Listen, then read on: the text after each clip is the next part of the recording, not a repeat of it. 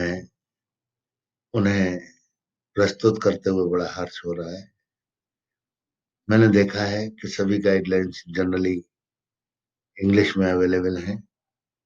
मैंने ये चेष्टा की कि ये सभी गाइडलाइंस आप लोगों तक पहुंचें और पहुंचने के बाद एक सबको समझ में आ सके ऐसी हम व्यवस्था करें जहां हम नई गाइडलाइंस की भी बात करें, थोड़े इतिहास की भी बात करें और समझने की चेष्टा करें कि ये टेलीमेडिसिन आखिर है क्या। आधुनिक काल के अनुसार 1967 में बोस्टन हॉस्पिटल में ये ऑफिशियली क्लिनिकल टेलीमेडिसिन की शुरुआत हुई। देखा जाए तो 1924 में भी एक रेडियो डॉक्टर नाम से पेपर निकलता था। वो रेडियो पे डॉक्टरी भी होती थी, तो टेलीमेडिसिन का उसको भी सूत्रपात माना जाता है। लेकिन मेरा विशेषकर मानना है लॉर्ड शिवा, भगवान धन्वंतरी, चरक, ये सबके जमाने में दूत चिकित्सा का प्रावधान था। जो दूत चिकित्सा पेशेंट को देखकर नहीं की जाती थी, पेशेंट के दूध को या केयर गिवर को देखे और दवाइयां भी दी जाती थी। तो टेलीमेडिसिन का सूत्रपात आधुनिक काल में अभी हुआ होगा, लेकिन आयुर्वेद में शुरू से है, ऐसा मेरा मानना है। टेलीमेडिसिन की आखिर परिभाषा क्या है? परिभाषा में सिंपल एक यदि मैं बात करूं, delivery of health care services where distance is the critical factor.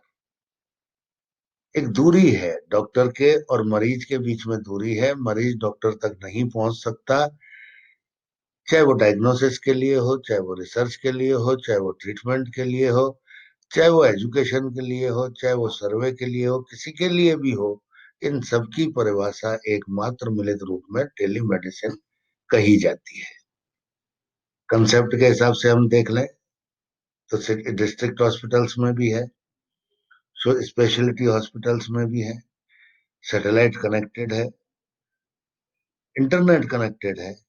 जहां भी है ये टेलीमेडिसिन बड़े उदाहरण स्वरूप और बड़े फास्ट एक्टिंग रूप में काम आती है। यदि हम भारत में टेलीमेडिसिन की बात करें तो department of information technology, Indian space organization, ऐसे कई डिपार्टमेंट इसमें लगे हुए हैं जो ऑलरेडी बड़े बड़े केस में, क्रिटिकल केस में टेलीमेडिसिन का सहारा, वीडियो कॉन्फ्रेंसिंग का सहारा वर्षों से ले रहे हैं। प्रॉब्लम यह है कि हमारा समाज उतना कॉन्फिडेंट नहीं हुआ है अभी टेक्नोलॉजी के प्रति।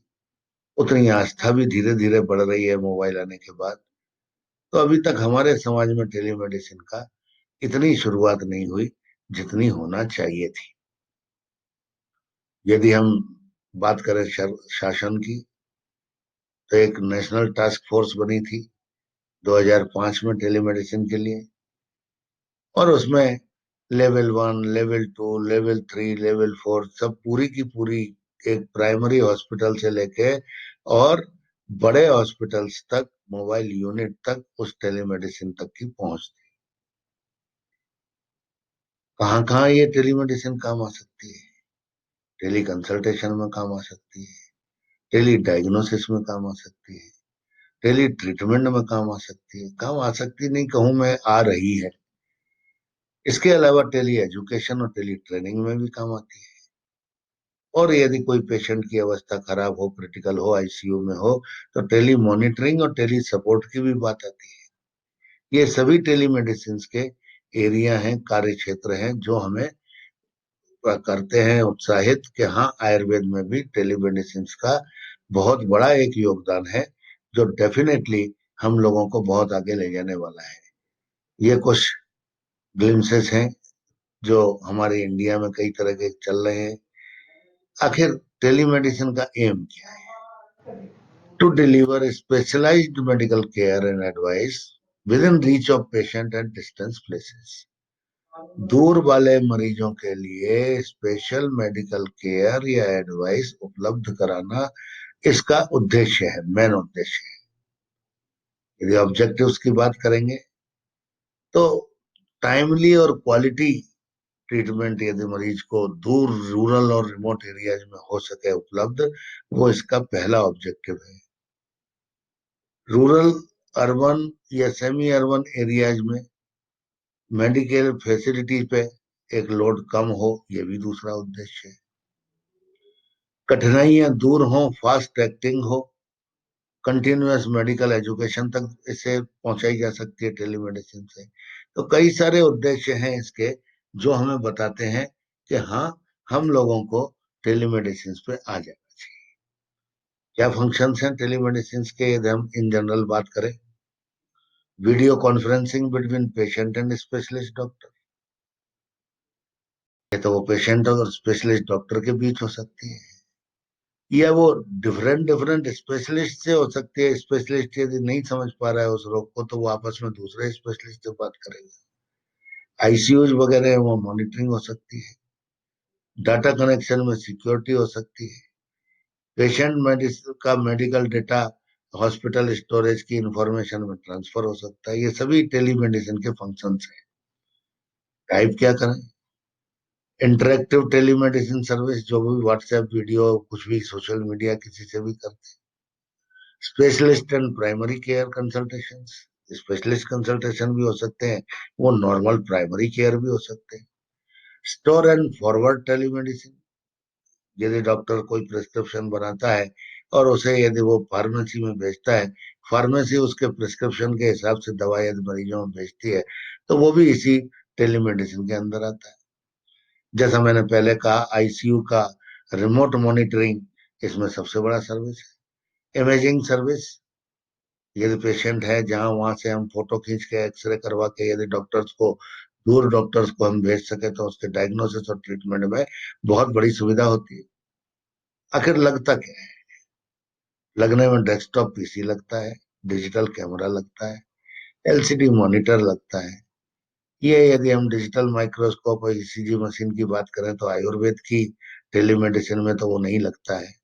स्कैनर लगता है कहीं यदि रिपोर्ट स्कैन करनी हो, अदरवाइज वो तो आपको टेलीमेडिसिन में सॉफ्ट कॉपी में ही किस शेयर करेगा।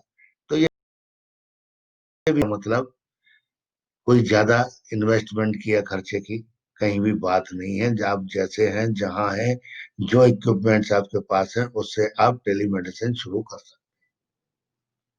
वही मैंने जैसा अभी पीछे में बताया, मेडिकल इक्विपमेंट यदि और डेवलप हो जाए, तो tele microscope, ECG machine, tele stethoscope, tele x ray, ये बहुत सारी चीजें हैं।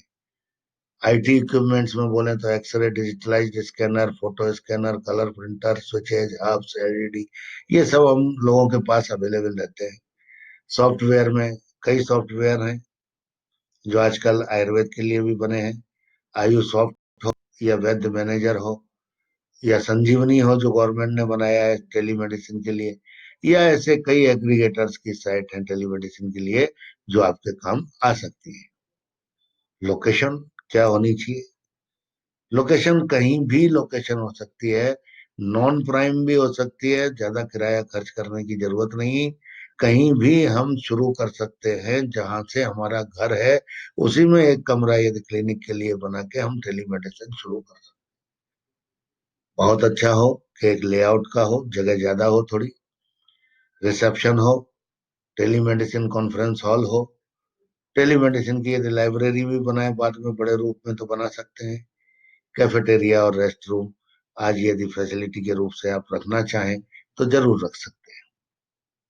वर्कफोर्स, शुरू में किसी वर्कफोर्स की आवश्यकता नहीं। एक यदि नेटवर्क मैनेजर या वेब डेवलपर के साथ मिल जाएंगे, तो वो ऑन कॉन्ट्रैक्ट जॉब बेसिस आपका जो भी काम कराना चाहेंगे वो करेगा। वैसे यदि बड़ा हो जाए, तो हेड तो खुद ही फिजिशियन होगा। कंसल्टेंट दूसरे भी हो सकते हैं। Network manager, programme manager, web developer, telemedicine technician, telephone attendant, ये सब चीजें लगती हैं, बाद में लगती हैं जब विराट डेवलप आपका हो जाए और आप पे समय ना बचे। अदरवाइज शुरू में इतने कोई स्टाफ की आवश्यकता नहीं है। बेनिफिट्स, टेलीमेडिसिन एक खिड़की खोल देती है एक्सपर्टीज केयर की, जो गांव वाले को या किसी छोटे से शहर में रहने वाले आदमी को बड़े से स्पेशलिस्ट से कंसल्टेशन नहीं कर सकता था, वो एक खिड़की खुल जाती है। पेशेंट और हॉस्पिटल दोनों के लिए इकोनॉमिक है। ना आना है न जाना है, कहीं किसी से नहीं करना है। केवल टेक्नोलॉजी का सहारा लेके हम लोगों को आपस में एक दूसरे की चिकित्सा करनी है, दूर करना है, दुख दूर करना है। Reduce the stress in patient and relative. यदि घर में बैठे ही काम हो जाता है तो पेशेंट का भी और पेशेंट के रिलेटिव का भी जाने आने का, दिखाने का, लाइन में लगने, सब चीजों का एक तनाव दूर हो जाता है।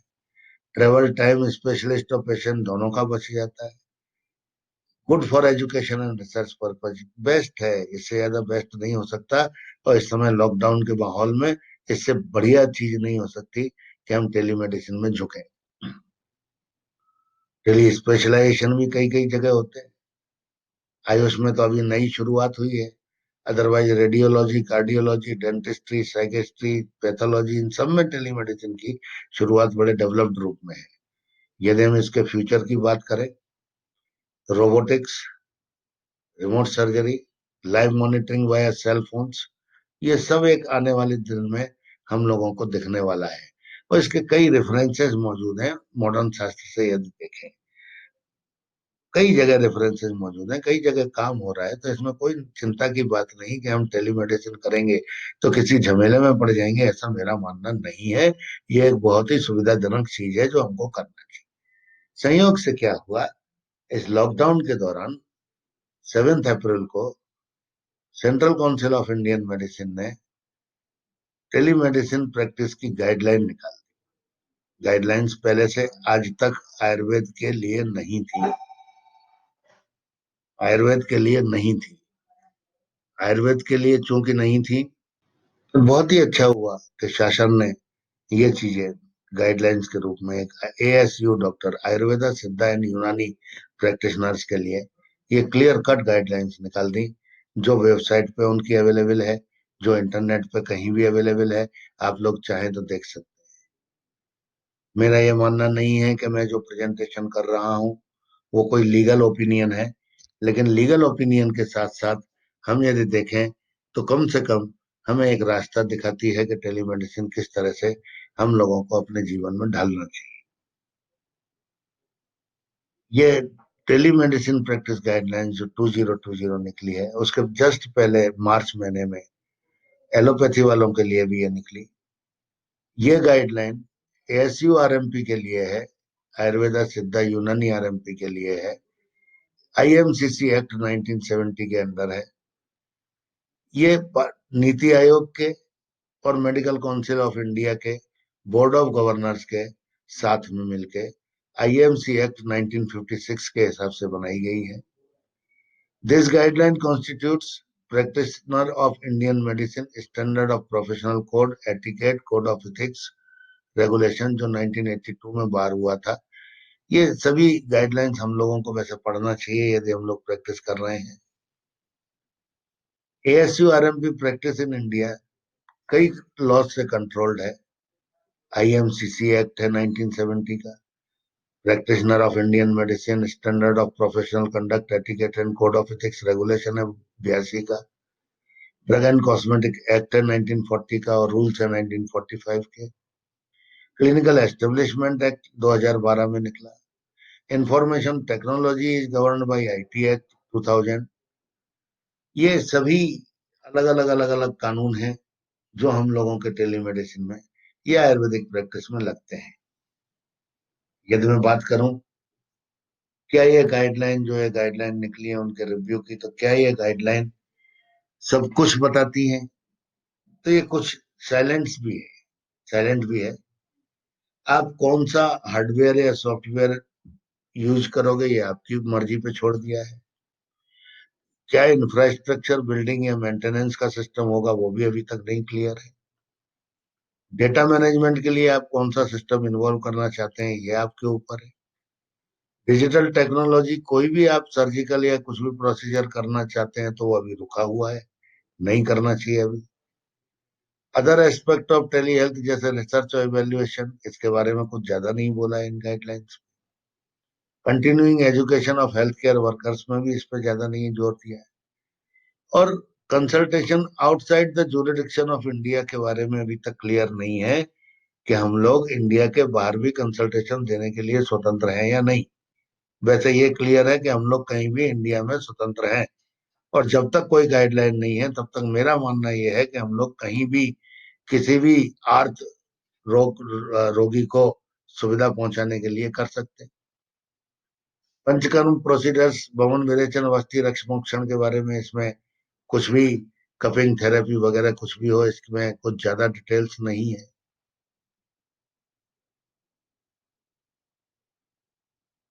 नेक्स्ट ईयर में आऊं तो ASU means what? ASU means ayurveda Siddha Unani practitioners.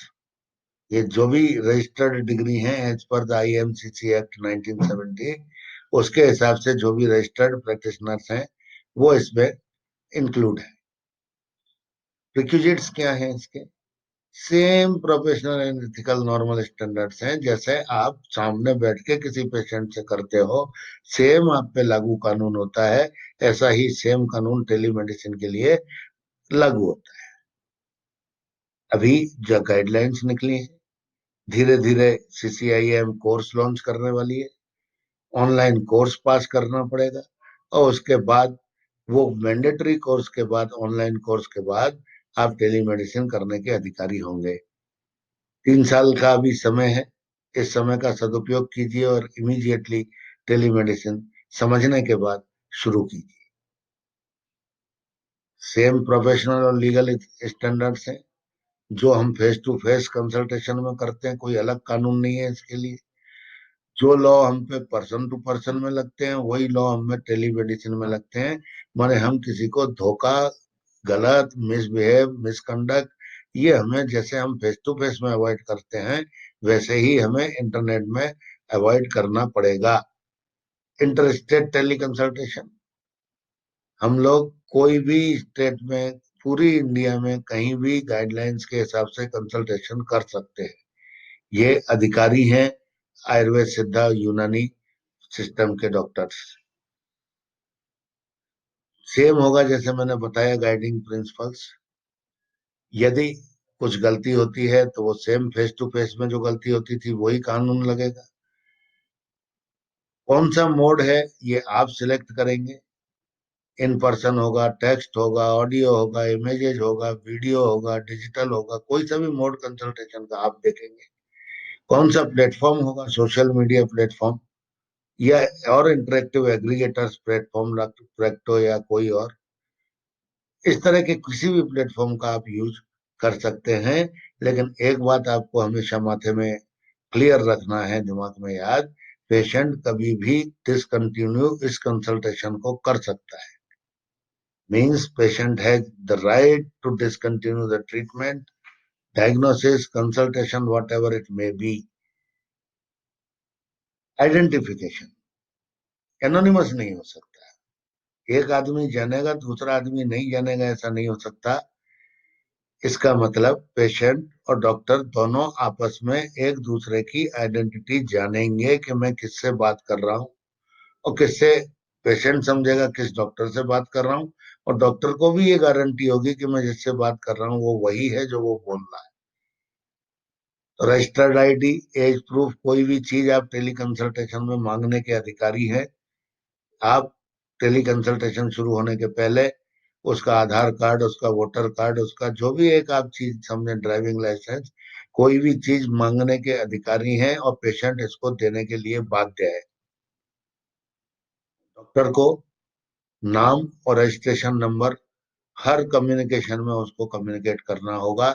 ये एक डॉक्टर के लिए बाध्यता है। लेटर पैड हो या दूसरे कोई भी मीन्स हो, लेकिन आपको कंटिन्यूअस इसको, मैसेज को कम्युनिकेट करना पड़ेगा कि हमारा नाम ये है और हमारा रजिस्ट्रेशन नंबर ये है। Method of modes of telemedicine, मैंने जैसा पहले भी बताया, text, image, audio, video, digital data connected with devices. Mixed method हो सकती है। एनी प्लेटफॉर्म हो सकता है कोई भी जो डॉक्टर की कन्वीनियंस का हो। प्लेटफॉर्म डॉक्टर द्वारा ही चुना जाएगा। और सोशल मीडिया पे कोई रोक नहीं है कि हम सोशल मीडिया को टेलीमेडिसिन के कंसल्टेशन के लिए यूज न कर पाए।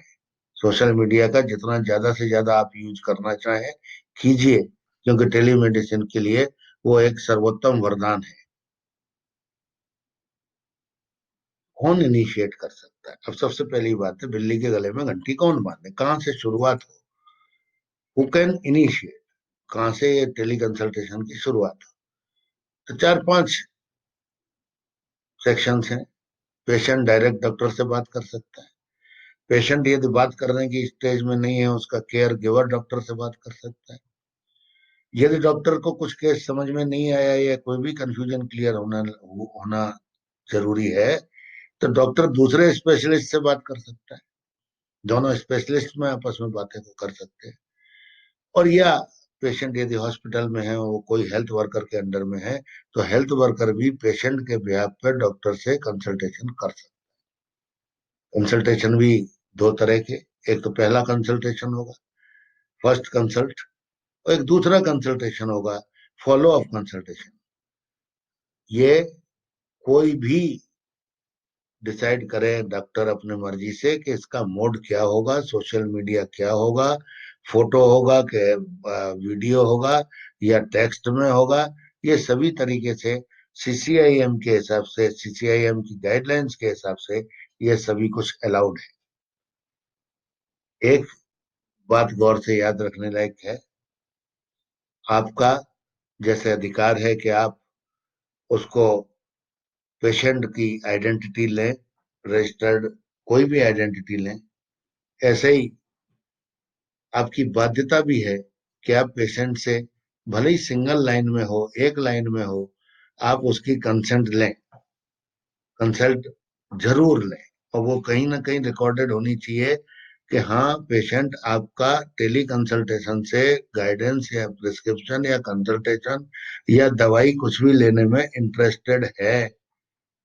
ऐसा नहीं लगना चाहिए कि हमने कहीं भी डॉक्टर ने कन्विंस करके फोर्सफुली मिस मिस गाइडिंगली कुछ भी ऐसा हमने उसको ले लिया है। तो पेशेंट पहले आप पे कंसेंट आ गई, एक लाइन की भी क्यों ना हो, लेकिन कंसेंट कंसेंट है।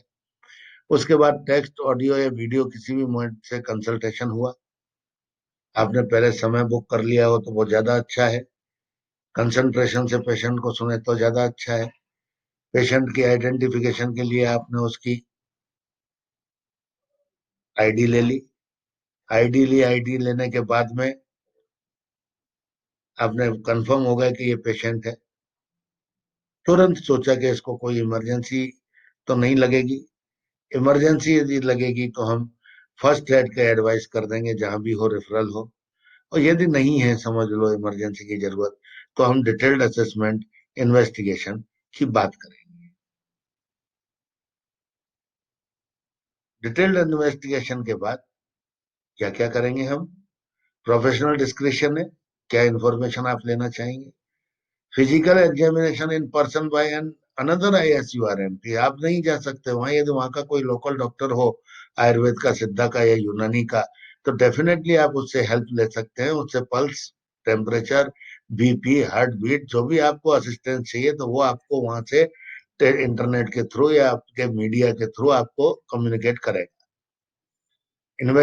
आस्क फॉर द इन्वेस्टिगेशन, यदि आपको कहीं इन्वेस्टिगेशन की कुछ जरूरत है, सपोज, तो उसके बिना आप डायग्नोसिस नहीं कर सक रहे हैं, तो आप इन्वेस्टिगेशन के लिए उसको लिखिए या पूछिए या बोलिए, और पॉज कर दीजिए टेली कंसल्टेशन को।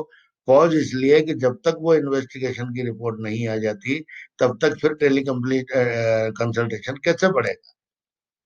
यदि वो डायग्नोसिस, प्रिलिमिनरी डायग्नोसिस या प्रोविजन डायग्नोसिस आप कर सकते हैं, करने के बाद मेडिसिन दीजिए, लेकिन फिर भी यदि रिपोर्ट के ऊपर कुछ चीज रुकी है, तो वो आपको पॉज कर देना होगा टेली कंसल्टेशन, जिससे आप एक बार रुक के और फिर रिपोर्ट आने के बाद उसको कंप्लीट कर पाए। यदि इंफॉर्मेशन इनकम्प्लीट है, तो इन पर्सन कंसल्टेशन को भी आप रिक्वेस्ट कर सकते हैं, या कोई हेल्थ वर्कर या को वर्कर या केयर गिवर को आप बोल सकते हैं कि उसकी पूरी रिकॉर्ड दें। और सबसे बड़ी बाध्यता आयुर्वेद के डॉक्टर की, ये ASU डॉक्टर की ये है कि आपको सब पेशेंट के रिकॉर्ड मेंटेन करने पड़ेंगे, चाहे वो सॉफ्ट कॉपी में ही क्यों ना हो। आपकी हार्ड ड्राइव में, आपके कंप्यूटर में, आपके मोबाइल में, वो सब चीजें सिस्टमेटिकली हर पेशेंट के हिसाब से अलग अलग फोल्डर में सेव रहनी चाहिए। कंसेंट क्या हुई? पेशेंट की कंसेंट हम बात करें, कोई भी कंसेंट दे सकता है, या तो पेशेंट दे सकता है, या हेल्थ वर्कर, जो पेशेंट उस लायक नहीं है तो हेल्थ वर्कर दे सकता है, और केयर गिवर भी दे सकता है। किसी भी फॉर्म में रिकॉर्ड हो सकती है, ईमेल भी हो सकती है, टेक्स्ट भी हो सकती है, ऑडियो या वीडियो मैसेज के थ्रू भी वो कंसेंट हो सकती है। तो आप पे तरीके बहुत हैं, आपको याद रखना है कि आपको पेशेंट की कंसेंट लेना है। वो अपना फोटो वीडियो डॉक्टर को जरूर भेज सकता है। Yes I consent to avail consultation via telemedicine, एक सिंपल वर्ड है। हाँ, मैं डॉक्टर साहब से कंसल्टेशन लेना चाहता हूँ।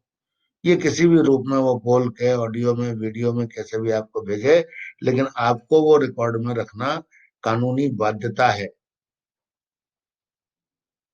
यदि इमरजेंसी कंसल्टेशन कोई करना चाहता है और कोई वाकई में इमरजेंसी है, तो ये आपके प्रोफेशनल जजमेंट पर छोड़ा गया है कि आप उसको कितनी इंपॉर्टेंस देते हैं।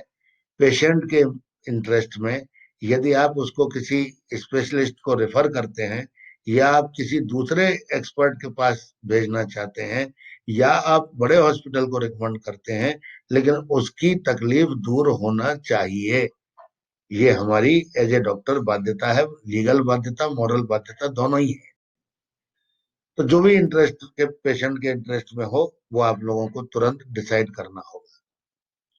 इमरजेंसी सिचुएशन में या तो हम क्या कर सकते हैं, या तो हम फर्स्ट एड एडवाइस कर सकते हैं इमीडिएटली, या काउंसलिंग कर सकते हैं, या तीसरी चीज, इन दोनों से ही यदि बात नहीं बन रही है तो हम रेफरल को भी फैसिलिटेट कर सकते हैं कि भाई इस हॉस्पिटल में चले जाओ, आपकी प्रॉब्लम सॉल्व हो जाएगी। कोई भी इमरजेंसी के केस में सामान्यतः हम लोगों को बाध्य या करना है कि वो इन पर्सन का इंटरेक्शन हो, या डॉक्टर वहां कोई दूसरा हो जिस डॉक्टर से आपका इंटरेक्शन हो। तो ये इमरजेंसी सिचुएशन में फायदेमंद रहता है। यदि मैं कंसल्टेशन की टाइप्स की बात करूं, तो फर्स्ट कंसल्टेशन और फॉलो अप कंसल्टेशन, दो ही consultation. First consultation means first time, गौर से सुनिएगा, या तो वो फर्स्ट टाइम हम पे आ रहा है, या वो 6 महीने पहले आया था हम पे, आज वो दोबारा हम पे आ रहा है, लेकिन वो दूसरा रोग लेके आ रहा है, तो वो बिल्कुल नया माना जाएगा। 6 महीने का यदि गैप हुआ और किसी दूसरे कारण से वो आया है, तो वो नया ही माना जाएगा। पहले आया था 2 साल पहले, दूसरे रोग से आया था, अभी दूसरे रोग में आया, तो डेफिनेटली वो एक नया होगा। पहले भी कंसल्ट किया था, डेट नहीं मालूम है उसे, कोई तारीख नहीं मालूम है, हो सकता है वो किसी भी तारीख में आया हो, तो उसको भी एक नए पेशेंट के रूप में माना जाए। ये चीज हम पहले भी ये चार्ट डिस्कस कर चुके हैं, फिर भी एक बार रिपीट कर दे रहा हूँ। पेशेंट कंसेंट देगा, कंसेंट टेक्स्ट में, ऑडियो में, वीडियो में, कैसे भी देगा। पेशेंट आइडेंटिफिकेशन डॉक्टर करेगा, जिसके लिए आईडी लगेगी। क्विकली एक्सेस, कि वो इमरजेंसी है क्या, यदि इमरजेंसी होगी तो फर्स्ट एड या रेफरल जो भी उचित होगा वो डॉक्टर करेगा। और यदि समझ लो इमरजेंसी नहीं है, तो डॉक्टर अपने डिटेल असेसमेंट की बात करेगा। फर्स्ट कंसल्टेशन जो पहली बार कंसल्टेशन है, हेल्थ एजुकेशन के लिए भी हो सकता है, काउंसलिंग के लिए भी हो सकता है, मेडिकेशन के लिए भी हो सकता है।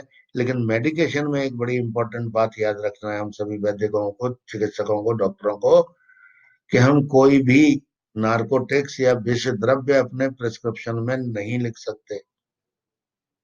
आयुर्वेद के महाविष, उपविष, साधारण विष, जो भी विष हैं, या या साइकोट्रोपिक ड्रग्स, जो भी ड्रग्स हैं, वो हम पेशेंट को नहीं लिख सकते, क्योंकि कल वो हमारे प्रिस्क्रिप्शन का गलत लाभ उठा सकता है। ये कभी भी हम टेलीमेडिसिन में नहीं लिख सकते। फॉलो अप कंसल्टेशन मैंने पहले ही बोल दिया, 6 महीने के बीच में यदि आया, 1 महीना पहले आया था, दोबारा आया, तो वो follow up consultation.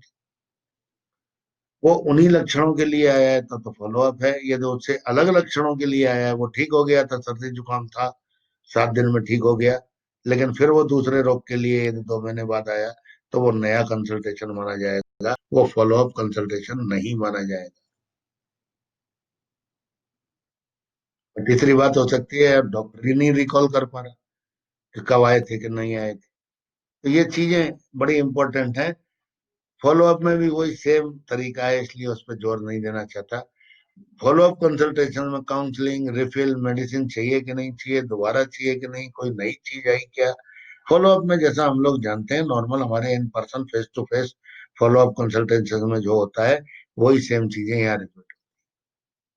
Care giver to ASU RMP भी हो सकता है, कोई फैमिली मेंबर भी हो सकता है, कोई ऐसा आदमी हो सकता है जो उस आदमी ने अथोराइज किया हो। दोनों रहने चाहिए उसमें, केयर गिवर भी होना चाहिए वहाँ, पेशेंट भी होना चाहिए। केयर गिवर यदि पेशेंट केवल केयर गिवर है वो इन केसेस में है, हर एक केस में नहीं। यदि पेशेंट माइनर है, यदि पेशेंट कोई हैंडीकैप्ड या इनकेपिशिएटेड है, फॉर्मल अथोराइजेशन लेटर उस चैप्टर में लगेगा। Verified bye patient in previous, पहले आया था हमारे पास उसको लेके आया था या उससे बात कराई थी, तो वो केयर गिवर है। और वेरीफाइड डॉक्यूमेंट उसके होने चाहिए केयर गिवर के, कि वो उस पेशेंट का क्या लगता है। उस पर अथॉरिटी लेटर भी होना चाहिए, उस पर डॉक्यूमेंट्स भी होने चाहिए। हेल्थ वर्कर इनिशिएटेड, नर्स भी हो सकती है, कोई अलाइड हेल्थ प्रोफेशनल हो सकता है, मिड लेवल हेल्थ प्रैक्टिशनर हो सकता है, एएनएम हो सकता है, कोई भी हो सकता है। सिंपल बात है, यदि वो हेल्थ हेल्थ एस्टेब्लिशमेंट में पेशेंट है तो वो किसी भी डॉक्टर को, चाहे वो पब्लिक हो प्राइवेट हो, कांटेक्ट कर सकता है। हेल्थ वर्कर पेशेंट को देखा होना चाहिए, हेल्थ वर्कर के पास भी उसकी परमिशन होनी चाहिए कि हाँ हेल्थ वर्कर उसके बेhalf पे डिस्कस कर सकता है। ये आईडी, फोन एड्रेस, ये सब चीजें एक दूसरे के पास होनी चाहिए। एक और तरीका है कि यदि एक्सपर्ट को नहीं समझ में डायग्नोसिस आ रहा है या कुछ तर्क कंफ्यूजन है, तो एक डॉक्टर दूसरे डॉक्टर से भी बात कर सकता है, एक वैद्य दूसरे डॉक्टर से भी उसके रेफरेंस में, उसी केस के रेफरेंस में बात कर सकता है। जो भी प्रोफेशनल जजमेंट है, जो भी दोनों के बीच में डिस्कस करके जो चीज निकला, वो आराम से एक दूसरे का डायग्नोसिस या ट्रीटमेंट बना के दिया जा सकता है।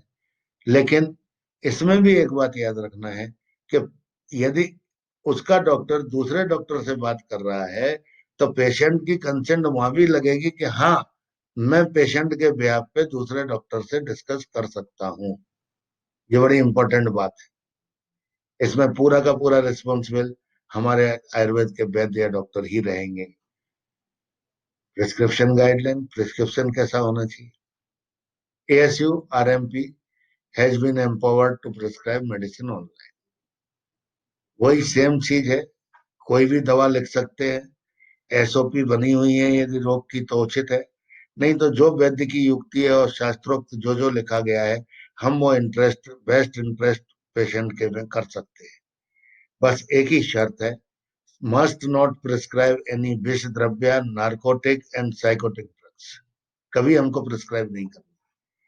दूसरी चीज क्या प्रिस्क्राइब नहीं करनी है, पंचकर्म प्रोसीजर, वमन, विरेचन, बस्ती, रक्तमोक्षण और सिमिलर प्रोसीजर लाइक कप्पा थेरेपी, कपिंग थेरेपी, रक्तमोक्षण, ऐसी कोई चीज हमको प्रिस्क्राइब नहीं करनी जहां इन पर्सन टू पर्सन हमारा कोई कंट्रोल ना रहे और पेशेंट को कोई हानि पहुंचने की आशंका हो। टेलर मेड फॉर्मुलेशन हमेशा बनते हैं, पुड़िया बनाने का रिवाज है आयुर्वेद में, वो डेफिनेटली अलाउड है। यदि आप चाहते हैं कि पांच चीजें मिला के कोई अच्छी सी पुड़िया बना के, योग बना के डॉक्टर वैद्य को, रोगी को देना चाहें, तो उसके लिए गाइडलाइंस में अलाउड है। लेकिन लेकिन ये शर्त है कि आप उस पांचों चीजें जो मिलाई हैं उनके नाम बड़े क्लियर लिखेंगे प्रिस्क्रिप्शन में। ये बड़ा क्लियर है, ऐसा नहीं कि ABCD लिख के कोई भी दवा पांच मिला दी, वो एक मिसकंडक्ट कहलाएगा और डॉक्टर पेनल्टी का पात्र होगा। इसलिए जो भी आप कामदुदा दे रहे हैं, उसके साथ में बृहद चिंतामणि दे रहे हैं, ऐसे पांचों चीजें जो पांच मिलाई हैं आपने, उन पांचों चीजों का उल्लेख आपके प्रिस्क्रिप्शन में होना बहुत जरूरी है। यदि मैन्युफैक्चरिंग की बात है, वो तो अलग अलग ड्रग्स है, अलग अलग स्टेट्स हैं, अलग अलग लॉज हैं, वो सभी जानते हैं। लेकिन फिर भी अलग अलग स्टेट के एक्टों को एक बार मद्देनजर रख लीजिएगा कि कौन सी दवा आप बना के किसी को दे सकते हैं और आप बनाने के लिए वो स्वतंत्र हैं क्या, केवल इतना सा देख लीजिएगा। अदरवाइज आजकल सभी दवाएं अवेलेबल हैं, तो आप जैसा चाहें वह आप योग बना के अपने रोगियों को दे सकते हैं। कॉशन, बिना डायग्नोसिस के कोई भी ट्रीटमेंट या प्रिस्क्रिप्शन उपहास का और अपयश का पात्र होता है। न किसी से उपहास का मौका दें और न अपयश के भागीदार बने, जिससे आपका ट्रीटमेंट आपको यश दिलाए, और गाइडलाइंस को फॉलो करके करें जिससे आपको कोई प्रॉब्लम ना आए। प्रिस्क्रिप्शन कैसे इशू किया जाए, प्रिस्क्रिप्शन की गाइडलाइंस भी मिल गई। ये कैसे भी photo, scan, digital copy of signed prescription और ई प्रिस्क्रिप्शन कैसे भी किसी भी प्लेटफॉर्म से भिजवा सकते, किसी भी सोशल मीडिया या एग्रीगेटर के प्लेटफॉर्म से भिजवा सकते, पेशेंट को भी भिजवा सकते। यदि पेशेंट आपके यहाँ से दवाई लेने को राजी है, आप उसको फोर्स नहीं कर सकते कानून के हिसाब से। ये पेशेंट की चॉइस है कि वो आपकी बताई हुए रास्ते से दवा ले या ना ले। आप ट्रीटमेंट के लिए हैं, आप कंसल्टेशन के लिए हैं, आप फीस ले सकते हैं कंसल्टेशन के लिए, लेकिन आप उसको दवा लेने के लिए अपने यहाँ से बाध्य नहीं कर सकते। यदि वो लेना चाहे तो स्वागतम है, और वो आप फिर प्रिस्क्रिप्शन कॉपी फार्मेसी को अपनी दे दीजिए, वहां से दवा बन के उसके यहाँ चली जाए, डिस्पैच हो जाए। उसका कोई पैसे लेने देने का तरीका आप लोग निकाल लीजिए। तो बड़ी सिंपल सी बात है कि ये इस बारे में हम लोगों को कानून की पालन करते हुए ही वो कर रहे हैं। मिसकंडक्ट क्या है, यदि हम बात करें वैद्यों के या डॉक्टरों के मिसकंडक्ट की, तो पेनल्टीज हैं उसी सीसीआईएम एक्ट के हिसाब से। ASU RMP insisting on telemedicine, हम यदि उसको टेलीमेडिसिन के लिए फोर्स करें किसी पेशेंट को, तो वो मिसकंडक्ट है। हम यदि पेशेंट का डाटा, इमेज या डाटा कहीं दूसरी जगह बिना पूछे उससे यूज करें, तो वो मिसकंडक्ट है। यदि हम कोई गलत दवा लिखें, उसको विष युक्त दवा लिखें, नार्कोटिक्स लिखें, साइकोट्रोपिक्स मेडिसिन लिखें, तो वो एक मिसकंडक्ट है। और कोई भी एडवर्टाइजमेंट हम यदि उस पेशेंट के डाटा को या फोटो को लेके करते हैं, तो वो भी एक बहुत बड़ा मिसकंडक्ट है, जिसकी सीसीआईएम एक्ट के लॉ में सजाएं हैं। डॉक्टर का रजिस्ट्रेशन तक कैंसिल किया जा सकता है, वो लेवल ऑफ मिसकंडक्ट के ऊपर डिपेंड करता है। मेंटेन डिजिटल ट्रेल, ये हमारी बाध्यता है। जो भी हमारी उस पेशेंट से बात हो रही है या जो भी हमारा करस्पॉन्डेंस हो रहा है, patient records, reports, documents, images, diagnostic data, ये सब चीजें डॉक्टर को सीक्वेंस में रखना बाध्यता है। ऐसा नहीं है जी कोई भी फोन पे रास्ते में बताया और आपने ट्रीटमेंट दिया, काम खत्म हो गया। यदि खुदा ना खास्ता, भगवान की ना करे, ऐसा कुछ हो जाए उसको, तो बाद में आप प्रॉब्लम में फंसे, तो इसलिए उसके हर कागज को अपने पास रखिए। सॉफ्ट कॉपी में ही रखिए, हर चीज का प्रिंट आउट लेके कागज बर्बाद करने की जरूरत नहीं है, लेकिन आपको वो रखना होगा, रखना चाहिए, जिससे आप सेफ साइड रह सके। मेडिकल इथिक्स, डाटा प्राइवेटी, ये इसमें बड़ी अजीब सी बात है। ये तो है कि हम लोग उसका कोई डाटा यूज नहीं कर सकते उसकी बिना परमिशन के, ना हम उसका पब्लिश कर सकते, ना हम उसका प्रमोट कर सकते, ना हम उसको एडवर्टाइज कर सकते। लेकिन यदि कुछ परमिशन के साथ होता है, जो भी इथिक्स है डाटा का, वो कभी भी हम किसी की प्राइवेसी या कॉन्फिडेंशियलिटी डिस्क्लोज नहीं कर सकते। ये आपको भी ध्यान रखना है। Can we charge fee? Definitely yes. जो भी आपकी फीस है, जो आपकी पेशेंट से बात हुई है, वो आपकी फीस डेफिनेटली ले सकते हैं, कहीं से भी ले सकते हैं। एक सुटेबल फीस आप डिसाइड कर सकते हैं कि मैं टेलीमेडिसिन से इतनी फीस लूंगा। लेकिन एक बात आपको भी ध्यान रखना है कि आप उसकी प्रॉपर रिसिप्ट पेशेंट को सॉफ्ट कॉपी में देंगे। क्योंकि टेलीमेडिसिन है, आपने 300 रुपये लिए हैं, तो कोई रसीद सॉफ्ट कॉपी में बनवा के रखिए, जिसमें 300 रुपये भर के उसको हम भेज सकें तुरंत। तो एक रसीदी सॉफ्ट कॉपी में बनवा के रख लीजिए। तो ये एक सबसे बढ़िया उत्तम उपाय है। टेक्नोलॉजी प्लेटफॉर्म ऐसे लीजिए जो केवल आयुर्वेद डॉक्टरों के लिए बने हो, कई हैं, इंडियन वैद्याज हैं वगैरह, ऐसे कई हैं। क्वालिफिकेशन एंड कॉन्टैक्ट डिटेल्स, ये आपके डिस्प्लेड होने चाहिए।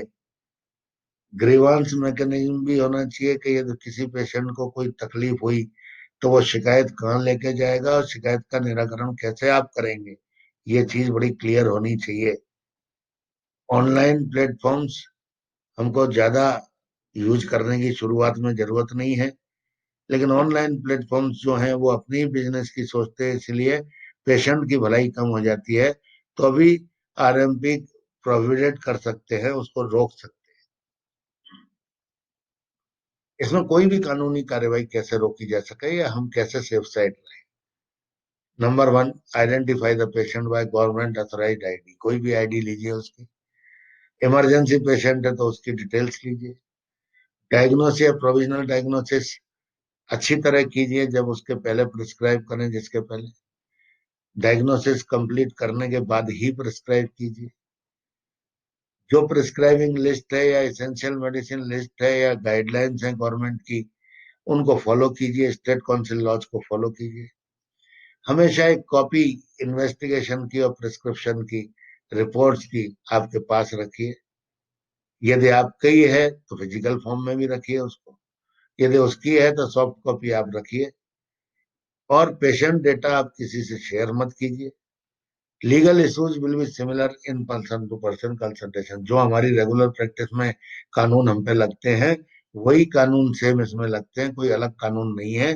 तो इसलिए मेडिकल लीगल इश्यू आराम से एक डिस्करेज किए जा सकते हैं यदि हम सावधान हैं तो। इन गाइडलाइंस को पूरा पढ़ा मैंने, और पढ़ने के बाद में कुछ मन में आया, जो पॉजिटिव एस्पेक्ट्स आए वो भी बताता हूँ, और जो नेगेटिव एस्पेक्ट्स आए वो भी मैं आप लोगों से शेयर करना चाहता हूँ। यदि पॉजिटिव एस्पेक्ट की हम बात करें टेली मेडिसिन गाइडलाइंस की, पेशेंट फ्रेंडली है, सिंपल है, कॉम्प्रिहेंसिव है, बहुत अच्छी है। Professional clinical freedom ASU RMP को दी गई है, जो आराम से अपनी युक्ति से ट्रीटमेंट कर सकता है। It cuts across all available digital format. जितने भी डिजिटल फॉर्मेट है सब पे आपका अधिकार है। आप किसी को भी, एक को पकड़ के, दो को पकड़ के आप अपनी टेलीमेडिसिन शुरू कर सकते हैं। ये रूरल पेशेंट तक या सब अर्बन पेशेंट तक पहुंचने का स्पेशलिस्टों के लिए बहुत अच्छा तरीका है, जिसको हमको आयुर्वेद में, आयुष में, सिद्धा यूनानी में जरूर हमको अपनाना चाहिए। इस समय यदि यूजर के हिसाब से बात करें, गाइडलाइन है जिसको इजी भी है, कॉम्प्रिहेंसिव भी है, और पूरा का पूरा तरीका, नजरिया, सोच चेंज करने वाला एक गाइडलाइन है। अभी तक हम नाड़ी देख के, अभी तक हम पेशेंट को सामने देख के ट्रीटमेंट करते थे। अब हमें केवल टेक्नोलॉजी के भरोसे, अपनी आंखों के और युक्ति के भरोसे हमको ट्रीटमेंट करना है। तो ये पूरा पैराडिग्म शिफ्ट हो जा रहा है और बिग गेम चेंजर है हेल्थ केयर इंडस्ट्री में, इसमें कोई शक नहीं है। यदि मैं नेगेटिव एस्पेक्ट्स की बात करूं तो वो भी एक कुछ छोटे मोटे गजब है। डॉक्टर पेशेंट का डेटा रिलीज नहीं कर सकता, लेकिन ऐसी बंदिश पेशेंट के पास नहीं है कुछ भी। पेशेंट चाहे तो वो डॉक्टर का डेटा कहीं भी रिलीज कर सकता है विदाउट डॉक्टर्स कंसेंट। ये एक अजीब सा लगा। Location of complaint, location of complaint या तो डॉक्टर का क्लिनिक होना चाहिए या पेशेंट का रेसिडेंस होना चाहिए। इस पे भी अभी तक मौन है ये गाइडलाइंस। तो वो कहाँ के ज्यूरिडिक्शन में आएगा, वो डॉक्टर की क्लिनिक के ज्यूरिडिक्शन में आएगा, वो पेशेंट के ज्यूरिडिक्शन में आएगा, ये भी एक थोड़ा सा अभी तक शांत है कानून। इंश्योरेंस टेली कंसल्टेशन का अभी तक शुरू नहीं हुआ है, इसकी कोई जिक्र भी नहीं है गाइडलाइंस में। Aggregators storing and owner of data, recto type के, लेबरेट टाइप के कई एग्रीगेटर्स हैं। वो स्टोरेज कौन करेगा डेटा, उस ओनर कौन होगा उस डेटा का, इस बारे में भी गाइडलाइन में कुछ नहीं कहा गया है। ऑनलाइन प्लेटफॉर्म्स एडवर्टाइज कर रहे हैं डॉक्टरों को और रेटिंग कर रहे हैं डॉक्टरों को, उस बारे में भी कुछ नहीं कहा गया, जबकि डॉक्टर के लिए एडवर्टाइजमेंट प्रोहिबिटेड है मेडिकल एथिक्स के हिसाब से। क्लिनिकल एस्टेब्लिशमेंट एक्ट एक बात बोलता है और टेलीमेडिसिन गाइडलाइन दूसरी बात बोलती है। टेलीमेडिसिन गाइडलाइंस के हिसाब से आपको ज्यादा इंफ्रास्ट्रक्चर की जरूरत नहीं है, लेकिन क्लिनिकल एस्टेब्लिशमेंट एक्ट के हिसाब से आपको एक नॉर्मल सुटेबल इंफ्रास्ट्रक्चर की जरूरत है। चैलेंजेस क्या है? एक तो पेशेंट का डर, जब तक डॉक्टर पेशेंट से बातें नहीं कर लेता, सामने देख नहीं लेता, तब तक आज के जमाने में उसको संतोष नहीं मिलता, मेंटल सेटिस्फेक्शन नहीं मिलता।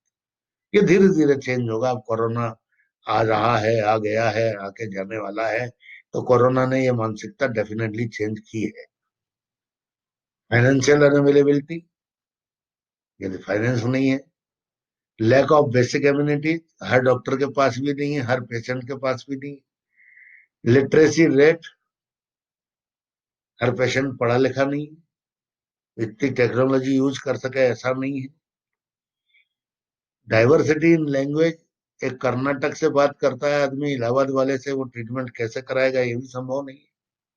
तो लैंग्वेज का एक बैरियर है। क्वालिटी एस्पेक्ट्स कैसा आएगा वो देखना बाकी है। गवर्नमेंट सपोर्ट, अभी तक तो कुछ नहीं है गाइडलाइन के अलावा, लेकिन यदि होगा तो ये बहुत ज्यादा अच्छा होगा। पर्सपेक्टिव ऑफ मेडिकल प्रैक्टिशनर्स, कुछ एक मेडिकल प्रैक्टिशनर का भी नजरिया है, जैसे पेशेंट का है वैसे उसका भी है। पेशेंट डायग्नोसिस करने के पहले दर्शन स्पर्शन प्रश्न अपने यहाँ लिखे गए हैं, तो इसमें दर्शन भी हो रहे हैं, प्रश्न भी हो रहे हैं, स्पर्शन नहीं हो पा रहा है। वो भी एक थोड़ा सा अजीब सा है। लो बैंडविड्थ, हर जगह इंटरनेट इतनी स्ट्रांग नहीं है कि वो कंटिन्यूअस फ्लोलेस फ्लॉलेस भाषा में चली जाए। सैटेलाइट ट्रांसमिशन हेल्प कर सकता है लेकिन बहुत कम है। और इलेक्ट्रिसिटी सप्लाई यदि प्रॉपर मिलती रहे और नेट प्रॉपर मिलती रहे तो ये बिल्कुल सक्सेस हो सकता है। दोनों चीज, इकोनॉमी भी बहुत हमारी अच्छी है। टेलीमेडिसिन नया है लेकिन आकर्षक है, बहुत आकर्षक है, सबके लिए सुविधाजनक है। कोरोना के बाद तो ऐसी हालत आ गई है कि डॉक्टर भी पेशेंट को टच करने में डरेगा। और ग्लोव्स के ऊपर से पल्स कितनी नाड़ी जांची जा सकती है मैं नहीं समझता। और राइट मार्केटिंग और गवर्नमेंट के सपोर्ट से निश्चित ये टेलीमेडिसिन का एक जो संस्थान नया शुरू हुआ है या नई गाइडलाइन आई है, या जो भी कहूं मैं, एक नया मानसिक नजरिया आयुर्वेद डॉक्टरों का बदलने वाला है, उसके लिए निश्चित वो साधुवाद के पात्र है। और ये उनको अपने जीवन में जरूर अपनाना चाहिए, जिससे कांटेक्ट कम हो, सुविधा ज्यादा हो, आप ज्यादा से ज्यादा रोगियों तक अपने यश को फैला पाए, ये मेरा मानना है। टेलीमेडिसिन के लिए नील आर्मस्ट्रॉन्ग जो था है वो, one small step for IT, a giant leap for health care.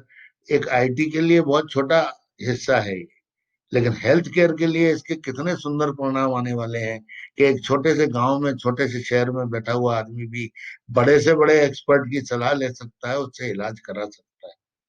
मेरा मानना यह है। फिर आप लोगों से मैं एक रिक्वेस्ट करना चाहता हूं कि टेलीमेडिसिन के बारे में सोचिए, टेलीमेडिसिन शुरू कीजिए, पेशेंट्स तक ये मैसेज पहुंचाइए। पेशेंट्स भी आज तक आने में डर रहे हैं। और यदि आपको, जहां तक मैं उचित समझता हूं कि अब इस बर्ड्स आई व्यू, विहंगावलोकन मैंने जो टेलीमेडिसिन का किया, उससे आप लोग निश्चय ही लाभान्वित होंगे।